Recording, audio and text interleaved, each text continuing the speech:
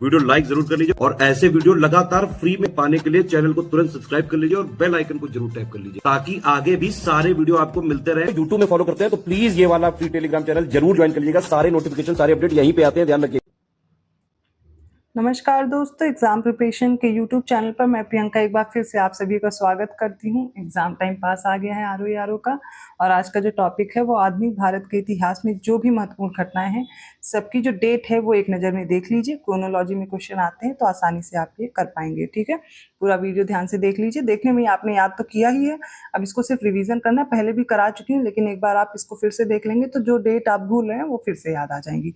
महत्वपूर्ण जो युद्ध हुए हैं या कहाँ पर कौन सा कारखाना स्थापित हुआ, युद्ध के बाद कौन सी संधि हुई, वो सब इसमें कवर हो जाएगा। अगर आप न्यू है चैनल पर, डेली दोपहर 1 बजे क्लास आती है, रात को 9 बजे प्रैक्टिस करवा रही हूँ। आरओ के लिए मॉक टेस्ट चल रहे हैं, अभी एग्जाम तक यही चलेगा। फिर यूपी पीसीएस के लिए स्टार्ट करेंगे, और पेड ग्रुप के लिए ये नंबर्स आपके सामने दिए गए हैं, इन पे आप कांटेक्ट करके जानकारी ले सकते हैं, कोर्स भी ज्वाइन कर सकते हैं। बहुत ही कम दिन है, 2-3 दिन का समय है अब आपके पास। जो भी पढ़ा है बस उसी को रिवाइज कीजिए।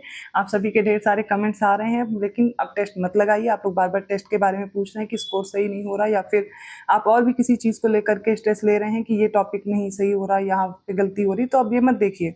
अब आपने जो पढ़ा है थ्योरी देखिए। टेस्ट अगर अभी भी लगाने बैठेंगे तो फिर वहाँ उस पैटर्न पर टेस्ट नहीं दे पाएंगे। तो आपको क्या करना है, सिर्फ रिवाइज करना है। जो भी इंपॉर्टेंट टॉपिक लग रहे हैं, जो आपने पढ़े हैं, उनको आप भूल रहे हैं, वो एक बार देख लीजिए। ठीक है, तो अब ज़्यादा पढ़ने की ज़रूरत नहीं है, जो पढ़ा था बस उसी को देखिए। हिंदी अच्छे से देख लीजिएगा।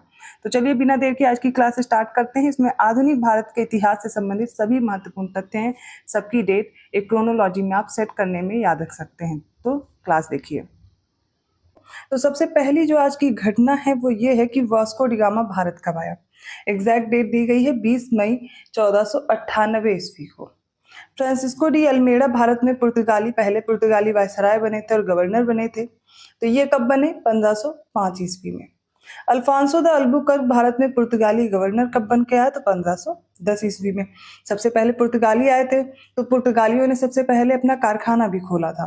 तो इन्होंने अपना पहला कारखाना कहाँ पे खोला और कब खोला, ये प्रश्न बन सकता है। तो इन्होंने कोची में पहला कारखाना खोला था 1503 ईस्वी में। पुर्तगालियों ने कन्नूर में अपना दूसरा कारखाना खोला 1505 में। अंग्रेजी ईस्ट इंडिया कंपनी ने सबसे पहले मसूलीपट्टनम या मछलीपट्टनम में एक अस्थायी कारखाना खोला था, क्योंकि इन्हें अनुमति नहीं मिली थी यहाँ पर कारखाना खोलने की। तो इन्होंने अस्थायी बना लिया था अपने आप। वो बनाया 1611 में। कहाँ? मसूलीपट्टनम में। जो इंग्लिश मीडियम वाले हैं वो परेशान ना हो, क्योंकि हिंदी मीडियम वाले बच्चे ज़्यादा हैं। बट वीडियो के लास्ट में मैं ये जो लिस्ट है ये एक बार आपको इंग्लिश में आपको दिखा दूंगी, तो आप उससे प्रिपेयर कर लीजिएगा। ठीक है, जहाँ भी कंफ्यूजन हो रही है। अब ये कर्नाटक वार आपको हमेशा परेशान करते हैं, आज ही इनको अच्छे से प्रिपेयर करिए। पहला, दूसरा, तीसरा कर्नाटक युद्ध सारे प्रिपेयर होने चाहिए। तो प्रथम कर्नाटक युद्ध हुआ 1746 से 1748 ईस्वी तक। दूसरा हुआ 1749 से 1754 तक।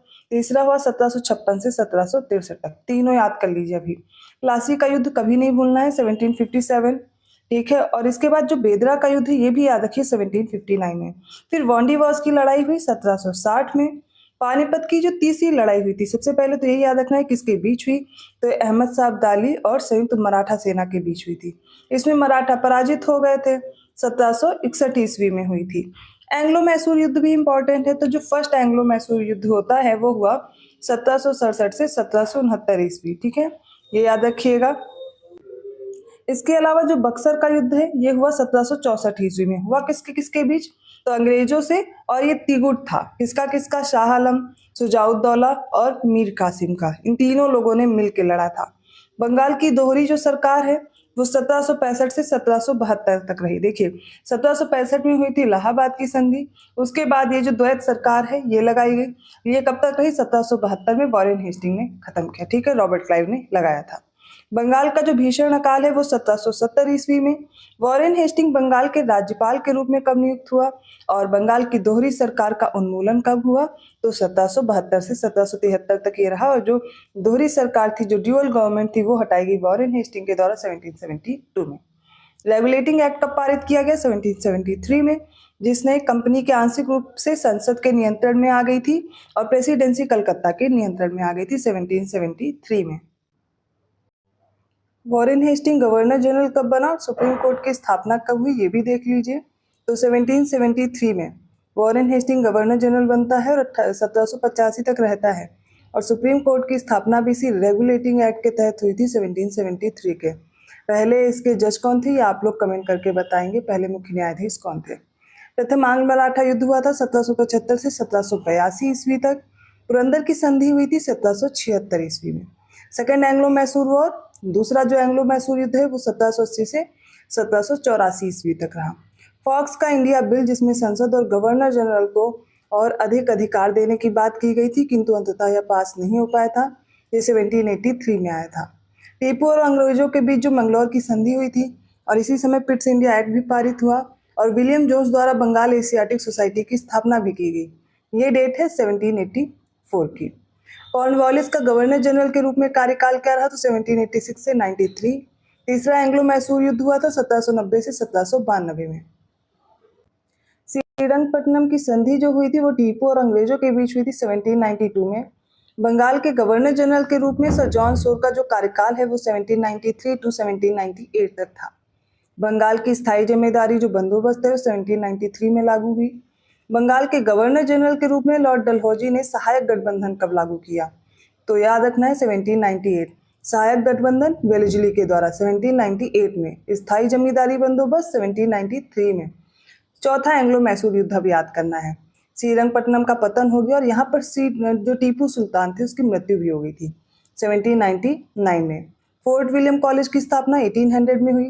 पेशवा और अंग्रेजों के बीच जो बसीन की संधि वो 1802 में हुई।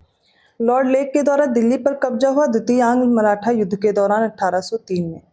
द्वितीय आंग्ल मराठा युद्ध कब हुआ तो 1803 से 1805 में। बंगाल के गवर्नर जनरल के रूप में मिंटो का कार्यकाल क्या रहा तो 1807 से 1813। रंजीत सिंह और अंग्रेजों के बीच अमृतसर की संधि हुई थी 1809 में और बंगाल के गवर्नर जनरल के रूप में जो हेस्टिंग का कार्यकाल था वो 1813 से 1823 तक रहा था। नेक्स्ट है आंग्ल नेपाल युद्ध, जिसे गोरखा युद्ध बोलते हैं, 1814 से 1816 तक। और अंग्रेजों द्वारा नेपाल से सिक्किम का विलय किया गया हेस्टिंग के दौरान किया गया था 1817 में।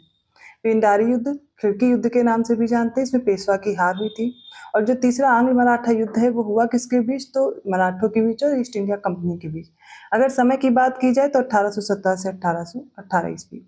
अंतिम आंग्ल मराठा युद्ध हुआ 1818 से 1819 के बीच।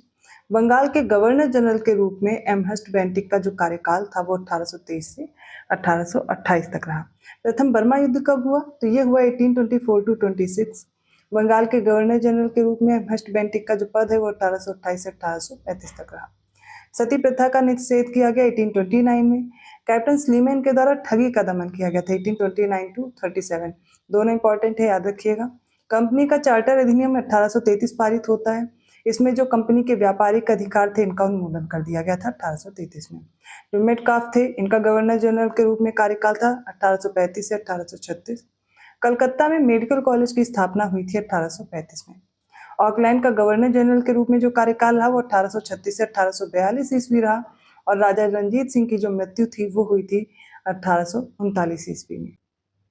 भारत के गवर्नर जनरल के रूप में एलन बेरो का जो कार्यकाल था 1842 से 1844 ईस्वी रहा। भारत के गवर्नर जनरल के रूप में लॉर्ड हार्डिंग का जो कार्यकाल था 1844 से 1848 ईस्वी तक रहा। प्रथम आंग्ल सिख युद्ध और लाहौर की संधि कब हुई ये याद रखना है 1845 से 1846।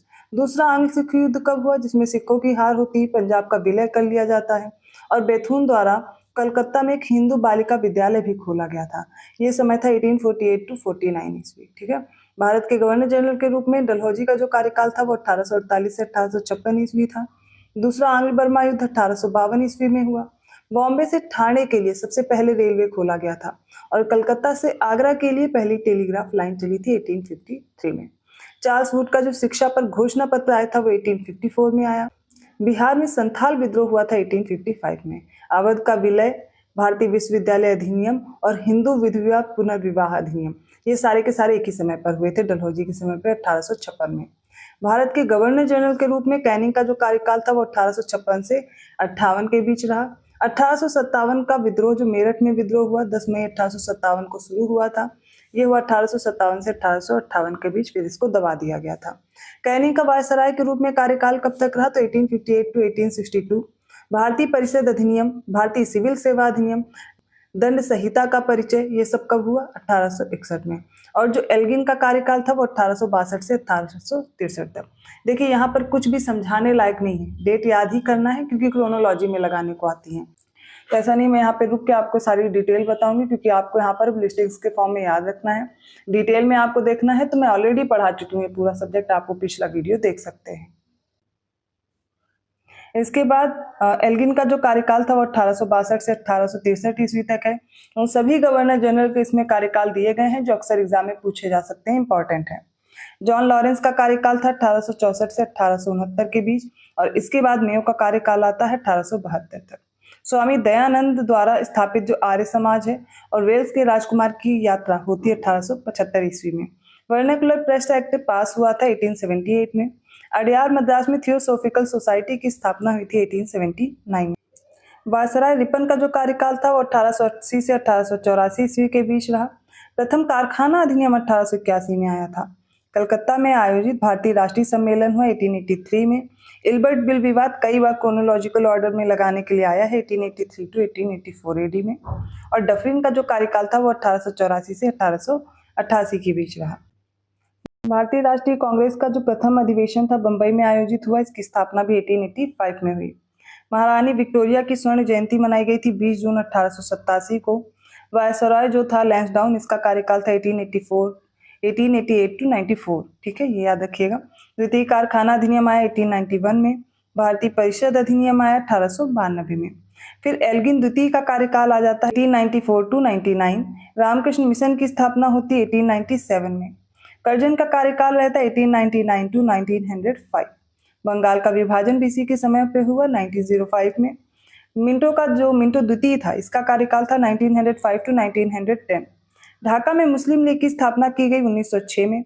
समाचार पत्र अधिनियम आया था जिसमें तिलक को देशद्रोह का दोषी ठहराया गया था, ठीक है, ये आया 1908 में। Morley Minto reform Indian council act, ये पारित कब हुआ? 1909 में। वायसराय लॉर्ड हार्डिंग द्वितीय का कार्यकाल अब आता है 1910 से 1916 के बीच। अब जो दिल्ली दरबार होता है, ठीक है, इसमें राजधानी जो है दिल्ली स्थानांतरित की जाती है कलकत्ता से, ये 1911 में हुई। इसके बाद 1915 में गांधी जी का भारत आगमन होता है। तीसरा कारखाना अधिनियम कब आया? 1911 में। होम रूल लीग ने भारतीय राष्ट्रीय कांग्रेस के लखनऊ समझौते पर अखिल भारतीय मुस्लिम लीग, पूना में महिला विश्वविद्यालय की स्थापना, ये सब हुआ 1916 में। मॉन्टेग्यू चेम्सफोर्ड रिफॉर्म या फिर रॉलेट एक्ट कब पास हुआ? 1919 में। दोनों ही 1919 में पास हुए थे। लॉर्ड चेम्सफोर्ड का जो कार्यकाल था वो 1916 से 1921 के बीच रहा। खिलाफत आंदोलन शुरू हुआ 1919 में। असहयोग आंदोलन 1920 में। मोपला विद्रोह हुआ 1921 में। और जो रीडिंग का कार्यकाल है, ठीक है, अब वायसराय रीडिंग आता है, इसका कार्यकाल 1921 से 1926 के बीच। इसके बाद इरविन आ जाता है 1926 से 1931 के बीच। साइमन कमीशन भारत कब पहुंचा था? ये 3 फरवरी 1928 को। इसने अपनी घोषणा कब की? तो 8 नवंबर 1927 को। पुलिस हमले के बाद लाला लाजपत राय की मृत्यु हो जाती है और नेहरू रिपोर्ट भी इसी समय प्रस्तुत की जाती, वो था 1928। भगत सिंह बटुकेश्वर दत्त ने विधानसभा में बम फेंका था 1929 ईस्वी में। गांधी जी का जो दांडी मार्च है और इसी के साथ सविनय अवज्ञा आंदोलन शुरू होता है, तो दांडी मार्च हुआ 24 मार्च 1930 को। सविनय अवज्ञा आंदोलन 12 अप्रैल 1930 से शुरू हो जाता है। प्रथम गोलमेज सम्मेलन 1930 से 1931 ईस्वी के बीच हुआ। द्वितीय गोलमेज सम्मेलन और गांधी इरविन समझौते पर हस्ताक्षर हुआ 1931 में। वेलिंगटन को अब वायसराय के रूप में चुना गया था, उसका कार्यकाल था 1931 से 1936 के बीच। तीसरा गोलमेज सम्मेलन और इसी समय पर पूना समझौते पर हस्ताक्षर हुए थे 1932 में। सविनय अवज्ञा आंदोलन अब स्थगित किया गया 1934 में।